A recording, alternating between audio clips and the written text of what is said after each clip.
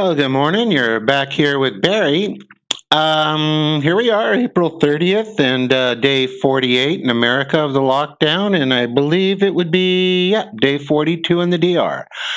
Briefly, before we get into this, over the next little while, I can already tell things will be opening up and all because companies like we had packages in the Capitol and things, and DHL and people like that, UPS, are starting to email us asking about. Things are expected to open up, a little bit sooner than thought. Anyway, so before we get into it, just wanted to mention that I imagine you're going to start seeing things opening up fairly soon. But yet another person, another nurse out in the field, once again, ground zero. I hate that term, but out in New York, everything has got to have some kind of military or some kind of warlike ground zero, or we're on the front lines, or boy, have people been conditioned they don't even see it. Every other term they use is a warlike term, But anyway, I honestly question if it's even savable anymore.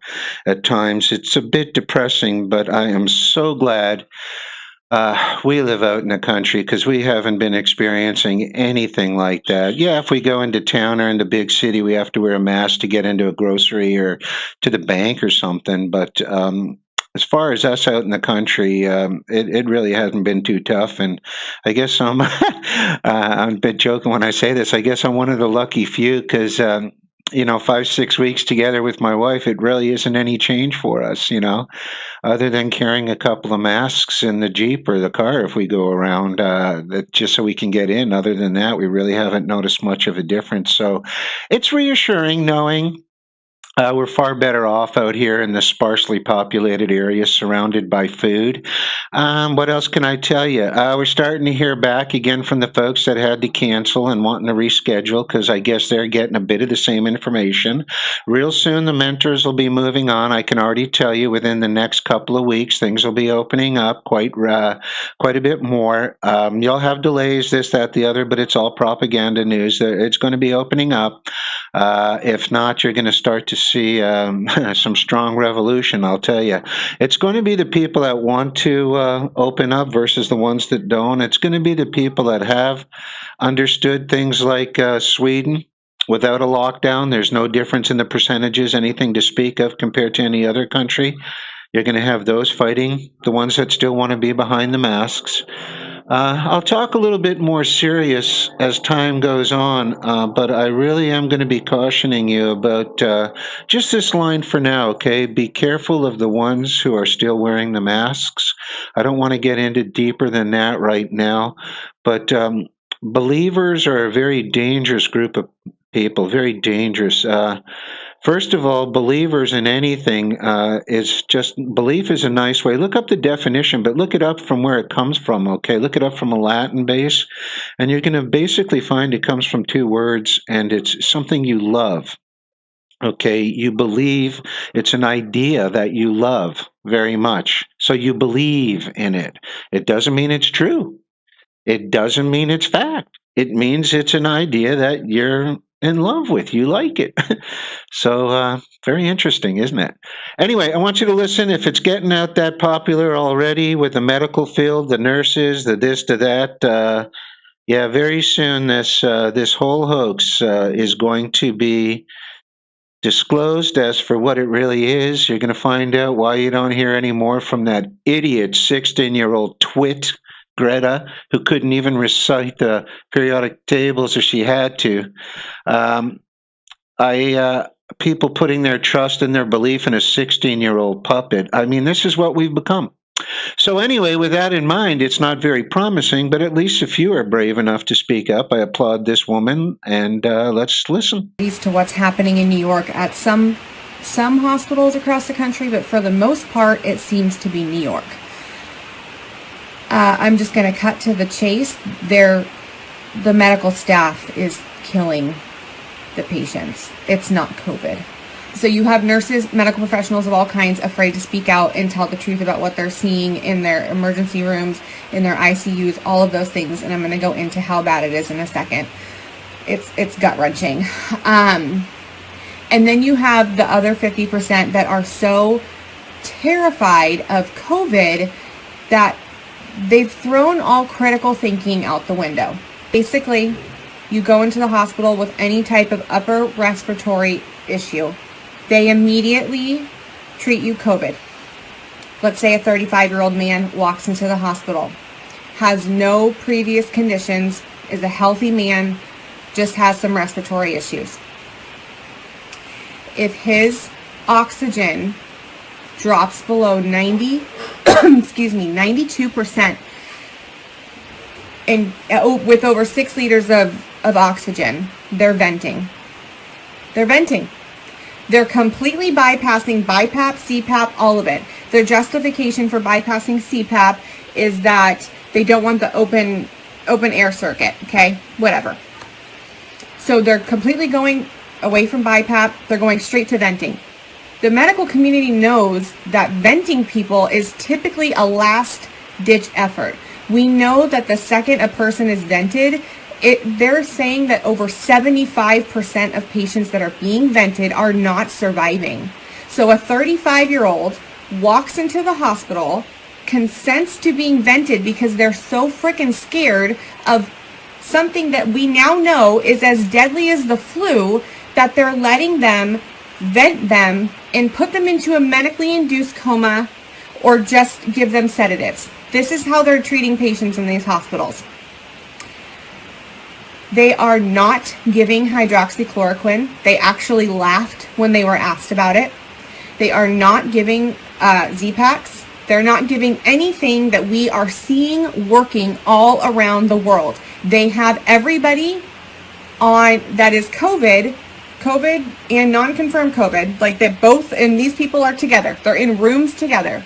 They are giving them broad spectrum antibiotics and sedatives and venting them and then leaving them to die. A direct quote from one of the charge nurses: when somebody had a fever of 104 was, "Oh, we're not going to medicate him. He's dying." Excuse me? I'm sorry, what? You're not even going to try? They're being told to not perform any life-saving, no CPR, nothing that is going to be basically like you signed a DNR. They're not doing the rapid tests that are giving you results in 45 minutes. They are using the ones that they have to send into the labs. And again, when asked why and how long those results take, they laughed and said 5 days if we're lucky. So what they're doing is they have COVID patients that are confirmed COVID, and then they have rule out COVID. They're ruling everything else out and assuming they're COVID, rule out COVID. They're putting them in rooms together. These nurses are in the same protective equipment all day long. The only thing that changes is their gloves. If you know anything about cross-contamination or any of that, even the slightest bit, you know how bad that is. If you are a nurse, if you are a CNA, if you are any of those things, you know that that is it's completely ridiculous to be venting somebody. These people are speaking in full sentences. They're alert, they're talking. They're just having some upper respiratory issues. You think that everybody's dying because of this COVID, when really it's the vents that are killing people. The problem is the oxygen level in the blood. Okay, that's the problem. This is not every doctor that is thinking critically and blowing the whistle is coming out and saying this is not ARD. This is not what we're used to seeing, okay? Usually when people are that severe, they can't speak to you. They are in distress. They can't breathe. These people are speaking sentences. These people are alert. They are not, it's not like they are struggling. The trucks outside with the bodies are real. They're very much real. Okay, first of all, if you guys were that concerned about COVID, why do you have a bunch of bodies that are infected with COVID just sitting in a truck outside? So it seems like this is political and that this is about money, because they get a lot of money for every COVID patient. and they don't even have to test. A lot of them are not even testing. They are a rule out COVID, so now they can claim that they're a COVID patient. No autopsies are happening. Perfect scenario. They can't have guests there, so guess what?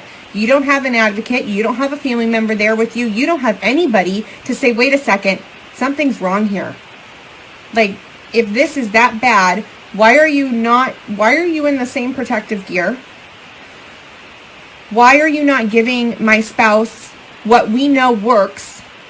Doctors are saying when they use the Z-Pak and hydroxychloroquine that they're seeing their patients recover in a matter of 48 hours, 72 hours, just completely better. People are dying and they are leaving them on hospital beds for hours. Hours with a patient in the same room. The charting is horrible. Horrible, okay? Horrible charting. They're barely charting anything. If somebody codes, they're not responding. If your loved one codes, they are not responding.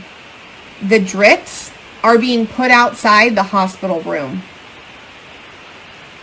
If you've ever been in a hospital for any situation, you know your drip is right there. The drip is being put all the way outside the door. How are your nurses supposed to properly assess you if your drips are all the way outside the door? They're not even going in there at all. There are hundreds of nurses sitting in New York hotels on FEMA's dime that are not being used. While the hospitals are saying we are slammed, and some of them are, the nurses are freaking exhausted because they're venting everybody and killing everybody without even realizing they're doing it. And I can't imagine looking back 10, 20 years from now when everybody sees the truth and thinking, oh my God, I was a nurse, I was involved in that, and I thought I was helping people. It seems like this is happening in New York in the lower income hospitals. They're getting a lot of money for every patient that is COVID. They don't have to test them to prove they're COVID. They're getting even more money for everybody they're putting on vents. This is about money, and it seems like this is about politics. Like they want to make the numbers look high. They want to make Trump look bad. I just cannot believe that this is happening in 2020. So I have a question in closing here. There's no question the woman's correct, and it is political. There's no question it is about money. Again, we've discussed that. It seems to be the God we all believe in to a degree. However, I want to ask you a question, especially my subscribers with children, because the ones that sit and believe and go to all these belief establishments on the weekend and everything, which they don't do now, so it kind of tells you which avatar they believe in stronger, the one that they claim they're going to, or the one that is right now. And obviously they don't go to church because some human being said the doors stay closed, and they'll listen to the human being instead of worshiping the particular avatar they choose. That's how mixed up people are. But I want to ask everybody a universal question, especially my viewers with children and grandchildren. The dear woman makes an excellent point, and I've asked this question before in an interview to a very prominent author, James Wesley Rolls, and he's a survival blog. He owns that website, the biggest in the world about survival, and we had several talks. And my final question to him was the same one I'm going to bring up now because he just got floored. I said, what are you going to tell your grandchildren? What are you going to tell your children when in a decade from now they find out that all of this was a hoax? And because you didn't live up to your responsibility of doing your own research, like I'm trying to bring out to people, this is not staged. This is from real people. And you could have prevented it all, and none of this had to happen. None of it. But because of your own fear and your own particular belief, you've caused this to happen. And how are you going to answer something like that? If this forced vaccine situation comes into being, and you all of a sudden start seeing people like the Drogues having cancer in their 40s and early 50s, even late 30s, and they're your children and grandchildren, and when the truth is out, how are you going to look them in the face? I mean, I don't think I didn't know is going to cut it. So you might want to think about that, as difficult as it is, because it was no easier for any of us, any other of us who started to recognize the truth. And forgive me, I'm just steering off. There's about 25, 30 cows right by the fence here, and they're all trying to get to the mango tree. But anyway, we're so glad we live in the country right now. And anyway, you try and answer that question, because again, belief means something that you're in love with and an idea. It has nothing to do with truth. I applaud the woman. Over the years, when I was educated in my younger years, I could see by the woman's body language she's a very nervous person right now, but I do sense by the eye movements and the amplified eyebrows. But I applaud the woman, but I can tell she's under tremendous stress right now. This is sincerely bothering her, but I do think by her nature, probably because our cells adapt to the surroundings that we place them in. So I imagine she's in a very fast-paced part of the world she lives in. But in any event, the body language expresses that. So a lot of people are riding on these kind of nerves. I'm so pleased to see people starting to stand out like this. The mentors will soon be moving on, because as more and more of this turns over, then the herd is always going to take the sweep and then start pointing the finger at everybody else about how could you have not known? How could you have not known? Once everybody knows, it's just how the herd reacts. Anyway, part of this makes me pleased to see people speak out. A big part of me, though, just amplifies, not that it bothers me, because I choose not to let it bother me. I am aware of it, though. A lot of people, they're so blatantly lost in fear that they have no idea that them selling themselves, their children, their grandchildren, their freedom and their health, right down the drain by their own selfish fear, and they're afraid to look out of the pot. Anyway, keep boiling in it. It's old Barry.